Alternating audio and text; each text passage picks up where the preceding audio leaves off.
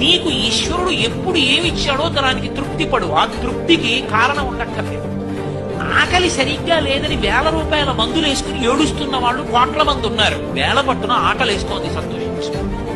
దాహం వేస్తే మంచినీళ్లు లోపలికి వెళ్ళక మధ్యలో కన్నం పెట్టి గొట్టం పెడితే ముక్కులోంచి పోసుకుంటున్న వాళ్ళు ఉన్నారు. గుటుక్కు నీళ్లు తాగితే లోపలికి వెడుతున్నాయి, సంతోషించు. రాత్రి తిని పడుకుంటే పొత్తుడికి కడుపులో పోట్లు వచ్చి జీర్ణం అవక ఏడుస్తున్న వాళ్ళు 1,00,000 మంది ఉన్నారు. చిన్నది గుండ్రాయి అయినా సరే తెల్లారేటప్పటికి జీర్ణం అయిపోతోంది, సంతోషించు. పడుకుంటే నిద్ర పట్టక చారుడు మాత్రలు వేసుకు పడుకుంటున్న వాళ్ళు ఉన్నారు. తలగడా మీద చెయ్యెట్టుకుని ఇలా పడుకుంటే నిద్ర పడుతుంది. పుస్తకం ఉంటే తప్ప మాట్లాడలేని వాళ్ళు ఉన్నారు. వేదికెక్కి కూర్చుని మాట్లాడటం మొదలు పెడితే గంగా ప్రవాహంలో వస్తుంది, సంతోషించు ఈశ్వరుడి కారుణ్యానికి. కొంతమంది కూర్చోలేని వాళ్ళు ఉన్నారు, కూర్చుంటున్నావు. నడవలేని వాళ్ళు ఉన్నారు, నడుస్తున్నావు. చూడలేని వాళ్ళు ఉన్నారు, చూస్తున్నావు. వినలేని వాళ్ళు ఉన్నారు, వింటున్నావు. ఈశ్వరుడు నీకు ఇచ్చిన దానికి ప్రతి క్షణం తృప్తితో ఓలలాడిపోవాలి. ఎన్ని మాటలు కృతజ్ఞత చెప్తావు.